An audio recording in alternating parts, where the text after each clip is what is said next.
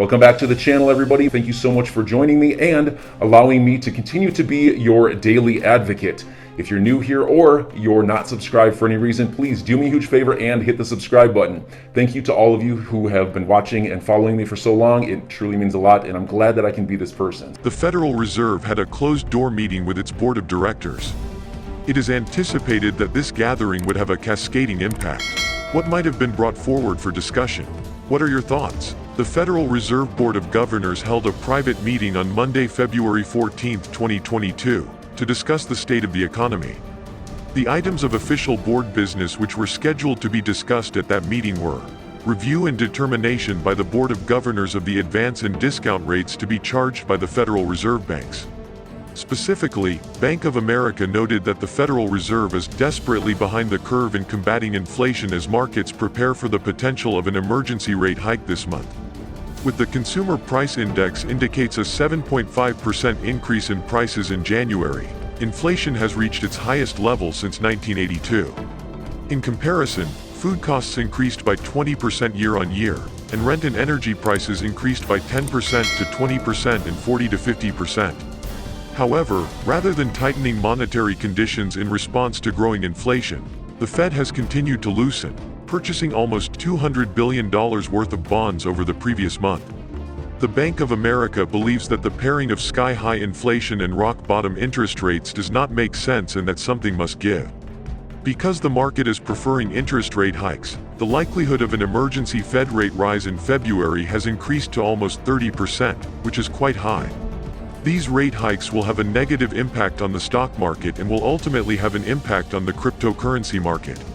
A further development was that, after a 60 Minutes investigation of trades made by politicians during the 2008 financial crisis, Congress approved the Stop Trading on Congressional Knowledge Act in 2012. Members and their spouses will be required to declare stock transactions, and they are prohibited from trading on non-public information derived from their official positions under the terms of the act.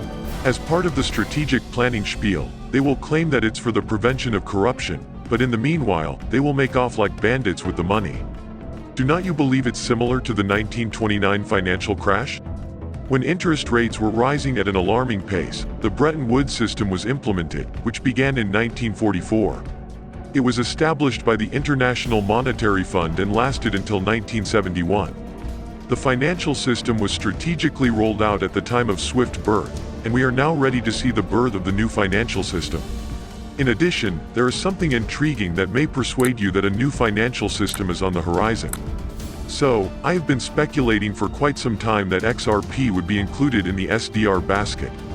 For those who do not know, SDR or special drawing rights are additional foreign currency reserve assets that are specified and managed by the International Monetary Fund.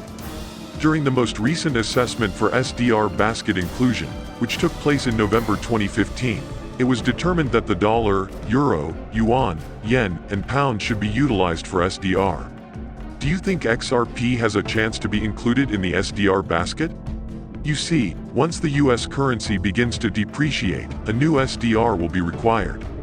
And something very interesting is that the date for when they are going to revalue the SDR has been pushed to July 31, 2022, which is a year later than originally planned. I do not believe it is a coincidence that this coincides with what we believe to be the approximate conclusion of the Security and Exchange Commission versus Ripple case. Many individuals, including Attorney Hogan, believe that the dispute will come to an end during the same time.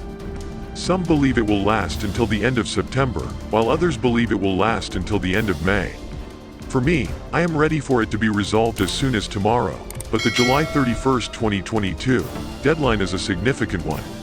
Because the new basket for SDR will go into effect on August 1, 2022, and the lawsuit end date falls on the same day, it can only be assumed that they are waiting for XRP to arrive.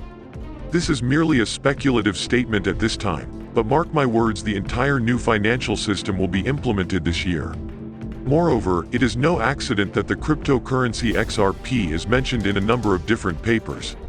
Everything is in sync. There is a video of Kristalina Georgieva, Managing Director of the International Monetary Fund, outlining the value of XRP and how it will be utilized in the future. Let me summarize what she said in case you do not have time to watch the whole thing yourself. It is also the first time I have ever heard someone make a speech that so clearly states XRP eventual acceptance as that one right there. She begins by stating that an efficient system will be in place, with CBDC, stable currencies, and e-money all being available. We know that XRP specialization is in settlements, thus we expect central banks to provide the ultimate settlement. She concluded the segment by mentioning cross-border transfers and how costly they may be to send money overseas. So, everything XRP represents, everything XRP is a solution for, is now being considered at the highest levels of finance by the IMF, which is the only organization on the globe that has the ability to bail out central banks because they are debt-free. We can expect them to be the institution that will lead us out of this financial catastrophe, with XRP leading the way. Furthermore, the revaluation of the SDR in July 2022 is not a coincidental event. It is part of the synchronized implementation of the new system. However, right now in the United States, Ripple and XRP are in a legal battle. I do not believe this is a coincidence. Rather, I believe this is a deliberate strategy to prevent regular investors from being able to acquire XRP, which will be the most valuable asset on the planet when the lawsuit is ended. As you are aware, Ripple has launched a share buyback program of $200 million. This demonstrates that they are properly preparing themselves for a potential IPO when the dispute is resolved. Everything that is occurring right now with XRP in the financial system is part of the XRP perfect storm, and nothing that is happening right now with XRP in the financial system is by chance. The CEO of NetInt believes that the battle between legacy and fintech is a sham. Fintechs are well positioned to provide next-generation financial services, including through collaboration with providers such as Ripple and other blockchain technologies. Both sides have what the other craves. Both banks and fintechs have what the other wants in terms of products and services. It's all about getting your hands on all of the money.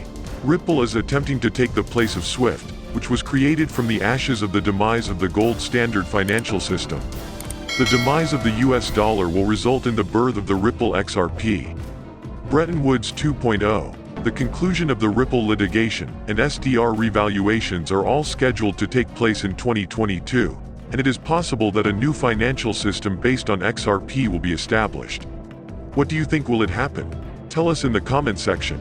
Make sure to subscribe and give us a thumbs up. Thank you so much for watching. See you in the next video. Kindly note that the prices of cryptocurrencies frequently change, so by the time you watch this video, it might have changed to a whole new value. The information provided in this video does not constitute investment advice, financial advice, trading advice, or any other sort of advice, and you should not treat any of the content as such. The content in this video is for educational purposes only and hence should not be considered financial advice. Do conduct your due diligence and consult your financial advisor before making any investment decisions. So enjoy your day, everybody. I'm always here for you. Leave any comments or questions below, and be sure to subscribe. But thanks, everybody. I really appreciate you. Enjoy your day, and I always have your back. So thanks so much, everybody.